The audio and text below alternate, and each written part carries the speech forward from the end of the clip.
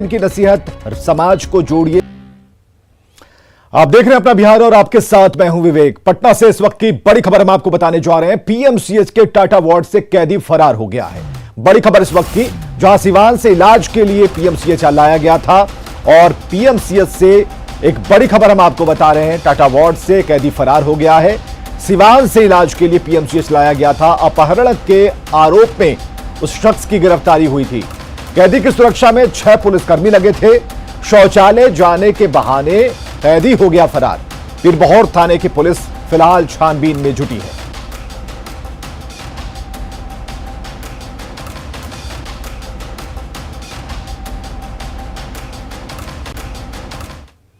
Madhubani railway station पर corona case मिलने के मामले में बड़ी राहत की खबर है।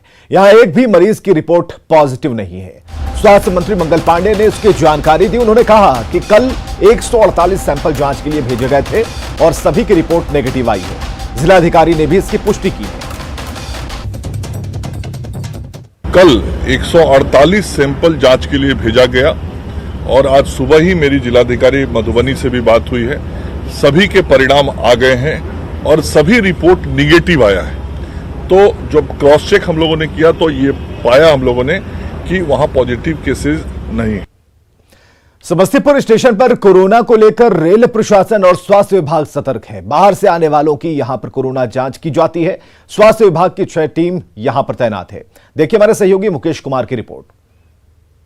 मधुबनी में कोविड-19 के अचानक बढ़े मामले के बाद एक बार फिर कोरोना लोगों को डराने लगी है और समस्तीपुर जंक्शन पर आने जाने वाले यात्रियों की जांच की बात करें तो यहां पर ये तस्वीर है समस्तीपुर रेलवे जंक्शन की, जहां पर लोगों के जांच की प्रक्रिया चल रही है। और यहां पर जो सबसे बड़ी समस्या आ रही है कि जो रेलवे स्टेशन का एंट्रेंस गेट है वहां पर किसी भी तरह की प्रशासनिक व्यवस्था नहीं है। जो लोग जो आते हैं या जाने वाले होते हैं उनके को ला करके यहाँ पर जांच कराई जाए। यहाँ पर स्टेशन पर 2 तरफ जांच की व्यवस्था जरूर की गई है, लेकिन 2 से अधिक प्रवेश और निकास द्वार होने के कारण कोविड टेस्ट में यहाँ पर लोगों को समस्या का सामना करना पड़ता है। हम यहाँ पर जानना चाहेंगे कि हर रोज कितना जांच होता है, क्या कुछ समस्या आती है? हमारे यहाँ स्वास्थ्य विभाग से लगभग 6 टीम जो है सो काम कर रही है।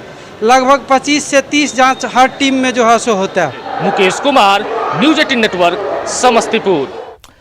सियासत में शब्दों का चयन महज एक इत्तेफाक नहीं है। हर चीज मोल तोल कर बोली जाती है। अब मांझी ने भी कुछ इसी तरीके का बयान दिया है जिससे सियासत गर्म है।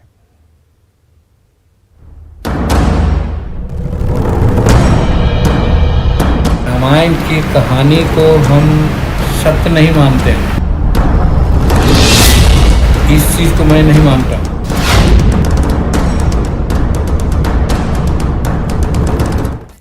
भगवान राम पर मांझी के बयान पर सियासत जारी है। बीजेपी नेताओं ने मांझी के बयान का विरोध किया है और उनसे माफी की मांग की है। वहीं आरजेडी कांग्रेस ने मांझी के बहाने पर बीजेपी पर हमला बोला। राम मांझी जी के माता पिता ने जीतन राक्षस मांझी क्यों नहीं नाम रखा? जीतन राम मांझी नाम रखा। चूंकि राम का अस्तित्व है इसलिए जीतन राम मांझी नाम रखा। कि मेरी घोर आपत्ति है और मेरा आग्रह है, मांझी जी हमारे वरिष्ठ नेता हैं, समाज को जोड़ने वाले बयान देने चाहिए जिससे समाज जुड़े।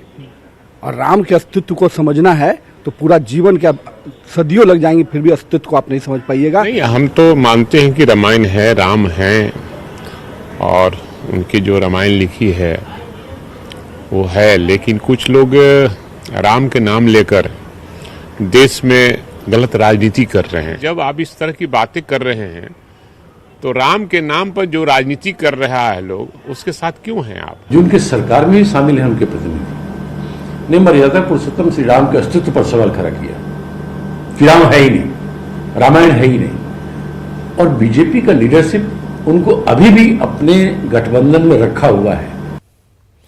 जेडीयू नेता श्रवण कुमार ने मांझी के बयान पर कहा कि हमें अपने विरासत और धरोहर पर गर्व है।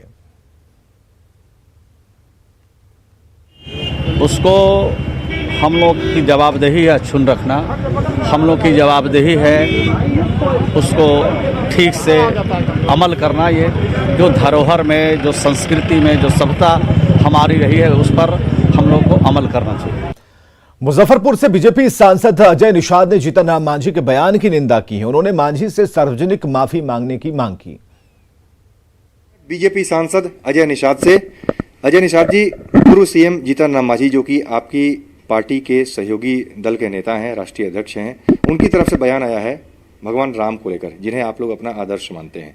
कहते हैं काल्पनिक हैं, उन्हें मानते ही नहीं है। कैसे आप देख रहे हैं इस बयान को? देखिए, माननीय जीतन राम मांझी बिहार के कद्दावर नेता हैं, पूर्व मुख्यमंत्री भी रहे हैं, लंबा उनका राजनीतिक कैरियर है। उनको ऐसा बयान नहीं देना चाहिए। आदमी, अगर हम हिंदू धर्म हैं, अगर हम अपने धर्म का, अपने भगवान का सम्मान नहीं करेंगे तो गैर धर्म तो नहीं करेंगे। जहाँ तक जीतन राम मांझी का ये बयान है, उनको ये बयान वापस लेना चाहिए। उनके खुद नाम में जीतन राम मांझी है, तो सबसे पहले अगर राम में विश्वास नहीं है तो बीच में पहले राम हटाएं, सीधा जीतन मांझी लिखें। और जहाँ तक है, आप आस्तिक हों या नास्तिक हों वो कोई मायने नहीं रखता है, लेकिन अगर आप नास्तिक हैं तो अपने विचार को अपने मन में रखिए। आप सार्वजनिक से, चूंकि एक आप राजनीतिक पोस्ट पे हैं, तो आपको ऐसा बयान नहीं देना चाहिए। उनको बयान वापस लेना चाहिए। अगर ये बयान जिस समय वो एनडीए में शामिल हुए और चुनाव लड़े, अगर उसके पहले अगर बयान देते तो उनको एक सीट भी नहीं आती और खुद चुनाव हार जाते। बीजेपी सांसद अजय निषाद। कैमरामैन जगदीश गौतम के साथ अमितेश, न्यूज 18 दिल्ली। जीतन राम मांझी ने राम पर अपने बयान पर फिर कहा है कि वो अपनी बात पर कायम है। हालांकि उन्होंने ये भी कहा कि सबकी अपनी अपनी सोच है, हम किसी को न मानने के लिए बाध्य नहीं कर सकते।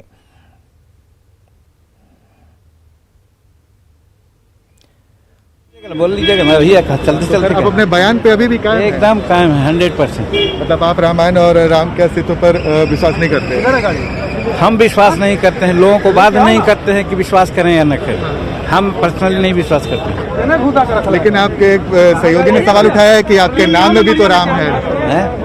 वो तो टाइटल है, बचपन में हम जन्मे हैं तो ये कह देगा कि आप कौन घर में जन्मे हैं, वो हमारा तो वर्ष नहीं था।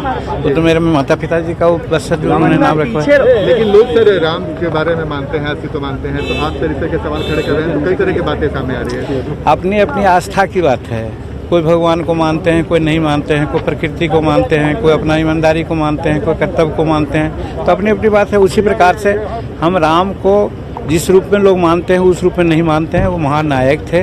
अच्छा काम करने की बात उनके माध्यम से कराई गई है। जो नीतियाँ वहाँ बताई गई है, उन नीति पर चलना चाहिए। इसमें कहाँ कोई दुमत है। तो राम के अस्तित्व को नकारने के बाद कई सवाल खड़े हो रहे हैं। सवाल ये है कि राम नहीं तो क्या करोड़ों भक्त झूठे हैं? सवाल यह है कि राम महापुरुष नहीं तो फिर सारे इतिहास झूठे हैं। सवाल यह भी है कि रामायण सत्य नहीं तो फिर सारे ग्रंथ झूठे हैं। सवाल यह है कि रामायण सत्य नहीं तो वाल्मीकि, तुलसीदास सब झूठे हैं। हजारों साल के प्रमाण क्या वो सब झूठे हैं? अयोध्या, जनकपुर, लंका, क्या ये सब भी झूठे हैं? तो भगवान राम पर पूर्व मुख्यमंत्री जीतन राम मांझी के विवादित बयान के बाद सीता की नगरी सीतामढ़ी के लोगों में नाराजगी है। जीतन राम मांझी के बयान को लेकर लोगों ने अपनी अपनी प्रतिक्रिया दी है।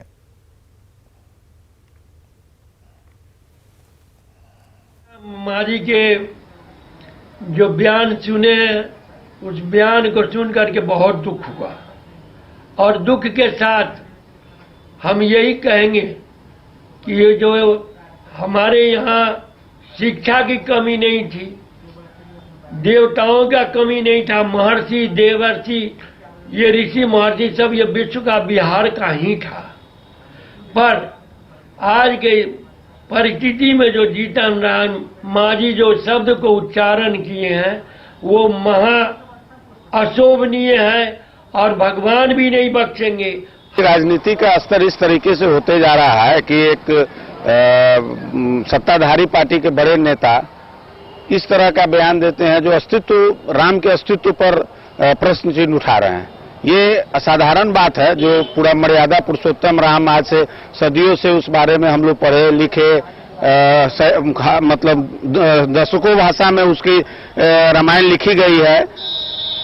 निश्चित तौर पर नेता जो इस तरह का बयान देते हैं अपने राजनीतिक लाभ के लिए, उससे उन लोगों को बचना चाहिए।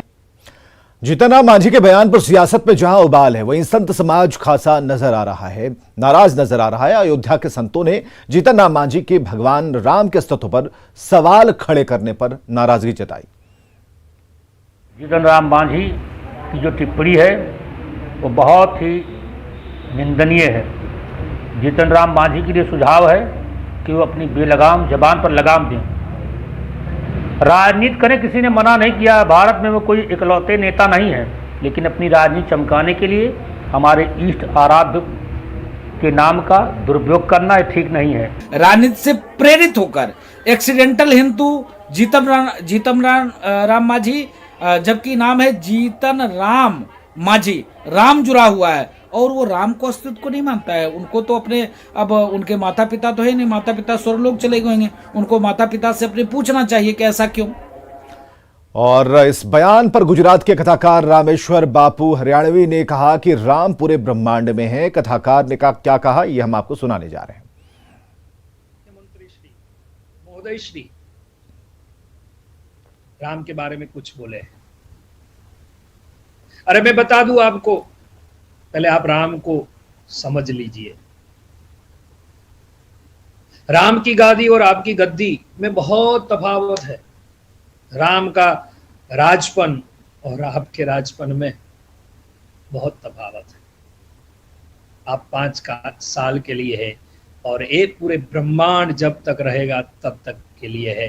केवल शरीर से राम नहीं है, लेकिन आज नाम से है, उसके कर्म से है, उसके आदर्श से है, उसके मूल्य से है, संस्कृति से है। चलिए खबरों में आगे बढ़ते हैं। बिहार विधान परिषद की एक सीट पर 4 अक्टूबर को मतदान होना है। जेडीयू ने उपचुनाव के लिए सीट पर रोजीना नाजिश को उम्मीदवार बनाया है। रोजीना दिवंगत तनवीर अख्तर की पत्नी हैं। आज उन्होंने अपना नामांकन किया और इस दौरान सीएम नीतीश कुमार समेत एनडीए के सभी नेता मौजूद रहे। आज इस सीट पर नामांकन की अंतिम तारीख है और कल स्क्रूटिनी, वहीं नाम वापसी की जो अंतिम तारीख है वो है 27 सितंबर। 4 अक्टूबर को सुबह 9 बजे से शाम 4 बजे तक वोटिंग होगी और उसी दिन शाम 5 बजे मतों की गिनती होगी। रोजीना नाजिश है, ये उम्मीदवार हुई है जेडीयू की और पूरे एनडीए की। आप सबको मालूम है तनवीर अख्तर साहब एलसी थे और उनका निधन हो गया कोरोना के चलते, और अभी उसके रिक्ति के बाद जो चुनाव हो रहा है उसी में हम सब लोगों ने तय किया कि उनकी ये पत्नी है, इन्हीं को उम्मीदवार बनाया जाए और सब लोगों की सहमति के साथ किया जाता। वहीं उम्मीदवार बनाने पर रोजीना नाजिश ने सीएम नीतीश कुमार को धन्यवाद दिया है। जो उन्होंने बेसहारा को मदद किया है, मेरे पति के निधन के बाद तो बेसहारा ही हो गए थे ना, तो उन्होंने बहुत मदद किया, उनके लिए आभारी हूँ बस। और खबर है दरभंगा से, जहां सदर थाना क्षेत्र के गांधीनगर दुर्गा मंदिर में देर रात चोरों ने मंदिर का ताला तोड़ दिया और मंदिर में रखे दान पात्र को लेकर फरार हो गए। इस दौरान चोरों की करतूत मंदिर में लगे सीसीटीवी कैमरे में कैद हो गई और चोरों ने कुछ दूर जाने के बाद दान पेटी का ताला तोड़कर दान में दिए गए रुपए निकालकर चलते बने और बॉक्स को मंदिर से कुछ ही दूरी पर फेंक दिया। स्थानीय लोगों का कहना है कि मंदिर में ये दूसरी बार चोरी हुई है। इसे लेकर पुलिस को आवेदन दिया गया है और तस्वीरों को भी आप देख सकते हैं कि कैसे पहले 2 चोर दबे पांव मंदिर के पास पहुंचते हैं। एक चोर सामने से मंदिर का मुआयना करता है, दूसरा चोर बगल से, उसके बाद दोनों मंदिर में दाखिल हो जाते हैं, दान पेटी लेकर फरार हो जाते हैं। सुबह में हमें सूचना मिली कि इसका मंदिर का ताला तोड़ के और बक्सा को 100 फीट आगे ले जाके वहाँ से उसमें दान बॉक्स जो पेटी था उसमें से रुपया निकाल के बक्सा को उधर फेंक दिया गया था। जब हम लोग आए तो देखे कि ताला टूटा हुआ है और बक्सा को फिर ला के यहाँ रखे हैं, जो बक्सा यहाँ सामने रखा हुआ है। उसका सीसीटीवी फुटेज हम जो यहाँ लगा हुआ है उसमें हम लोग देखे हैं तो उसमें 2 व्यक्ति 1:08 पर मैंने आया है और आने के बाद यहाँ गया है, उसका ताला से मेन गेट का ताला तोड़ा है, मेन अथी का यहाँ नहीं टूटा है, तो फिर पीछे वाला ताला को तोड़ने का प्रयास किया है। लगभग 8 मिनट तक 7-8 मिनट तक ये तोड़ने का प्रयास किया है। तो उसके बाद जो ताला टूटा है तो बक्सा निकाल के ले जाके उधर भागते हुए देखा गया। और खबर मोतिहारी से, जहां हवस के दरिंदे पड़ोसी ने एक 7 साल की मासूम के साथ रेप कर हत्या कर दी। शव को बांस के खंभे में बांध कर फरार हो गया। बताया जा रहा है कि बच्ची पड़ोसी शंकर राय के घर टीवी देखने गई थी, जहां बिजली के कटने के बाद पड़ोसी ने अवस्था उसे शिकार बनाया और उसकी गला दबाकर हत्या कर दी। आरोपी 5 बच्चों का पिता बताया जा रहा है। आरोपी अपने पूरे परिवार के साथ फरार है। फिलहाल पुलिस ने शव को कब्जे में लेकर पोस्टमार्टम के लिए भेज दिया है और आरोपी की गिरफ्तारी के लिए छापेमारी जारी है। रात में 9 बजे 7:30 बजे आकाश में फिल्म देख रहा था दूसरे के घर में। 6 साढ़े 6 बजे में ग्वासपुर से आया था, सब कोई के साथ है। उसके बाद में दूसरे घर में फिल्म देखने लगा। उसके बाद में 7 बजे 7:30 बजे करीब में लाइट कट गया। लाइट कटने के बाद में पुजारी होने लगा, तो घर वाला को फिल्म देख रहा था, उसको घर में गया तो बोल रहा था बोलो अभी तो था, उसके बाद में अभी नहीं है। हम लोगों को जो सूचना मिला उसके बाद हम लोग गए इनका घर, अभियुक्त के घर पर नहीं था, वहाँ इंक्वायरी किए। क्या देखने से क्या लग रहा है? अब ये तो डॉक्टर लोग बताएंगे, हम लोग तो कुछ नहीं बता सकते। अररिया में फर्जी आधार कार्ड बनाकर भू अर्जन विभाग ने बड़े पैमाने पर घोटाले का मामला सामने आया है। दरअसल कुर्साकांटा के बलचंदा में एक शख्स ने किसी और की जमीन का फर्जी दस्तावेज बनाकर भू अर्जन से भुगतान ले लिया। मामला सामने आया तो डीएम के आदेश पर 3 लोगों पर एफआईआर दर्ज किया गया। वहीं एसडीपीओ ने कहा कि जल्द ही बिचौलिए की गिरफ्तारी होगी। और अधिक जानकारी दे रहे हैं हमारे सहयोगी सतीश कुमार।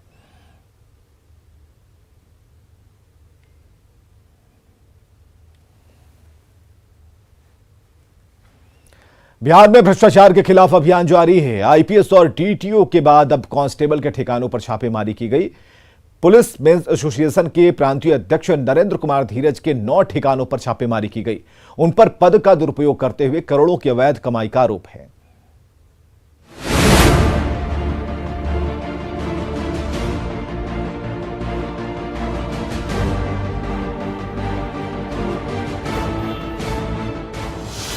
काली कमाई का करोड़पति सिपाही, सिपाही के 9 ठिकानों पर छापा। आरा से अरवल तक हड़कंप। बड़ी सी बिल्डिंग, बड़ा सा गेट, अंदर चल रही ईओयू की छापेमारी और गेट के बाहर खड़ी पुलिस। कल तक पटना के बेउर स्थित यह आलीशान मकान बिहार पुलिस मेंस एसोसिएशन के अध्यक्ष नरेंद्र कुमार धीरज के नाम से जाना जाता था, लेकिन आर्थिक अपराध इकाई की छापेमारी के बाद इस घर के मालिक की पहचान काली कमाई के करोड़पति सिपाही के रूप में होने लगी है। आय से अधिक संपत्ति का मामला है और इसी वजह से यहाँ ईओयू की टीम पहुंची है। शिकायत मिली थी कि आय से करोड़ों की संपत्ति जो है अर्जित किया है और ये संपत्ति जो नौकरी में रहते हुए वो नहीं कर सकता है और ये कहीं ना कहीं अवैध है, अवैध तरीके से कमाया हुआ राशि है। इसी की वजह से जो है एक शिकायत मिली थी। उसी शिकायत के बाद आर्थिक अपराध इकाई यहाँ पहुंची है और छापेमारी कर रही है।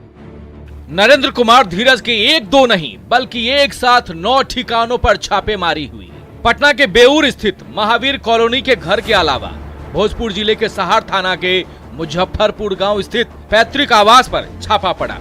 अरवल के अरोमा होटल के सामने बने भाई के मकान पर भी छापा। आरा में भाई सुरेंद्र सिंह के कृष्णा नगर स्थित 4 मंजिला और 5 मंजिला मकान पर भी छापा पड़ा। आरा में भाई विजेंद्र कुमार विमल के कृष्णा नगर स्थित 5 मंजिला मकान पर छापा। आरा में ही भाई श्याम बिहारी सिंह के मॉल और आवासीय मकान पर छापा। आरा में भतीजा धर्मेंद्र कुमार के आशुतोष ट्रेडर्स के नाम की दुकान पर छापा पड़ा और आरा में ही भाई सुरेंद्र सिंह के नारायणपुर स्थित सीमेंट छड़ की दुकान और आवास पर भी छापेमारी की गई। आरोप है कि नरेंद्र कुमार धीरज ने जमीन और घर के साथ ही कई ट्रक भी खरीद रखे हैं। सोमवार को ही एक एफआईआर दर्ज की गई थी। कोर्ट से सर्च वारंट मिलने के बाद ईओयू ने उनके ठिकानों पर छापेमारी शुरू की।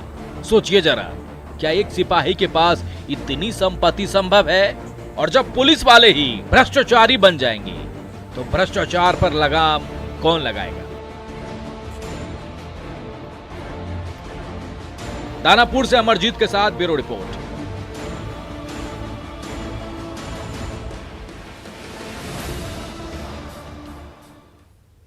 और छोटे से अंतराल के बाद देखिए जोहार झारखंड।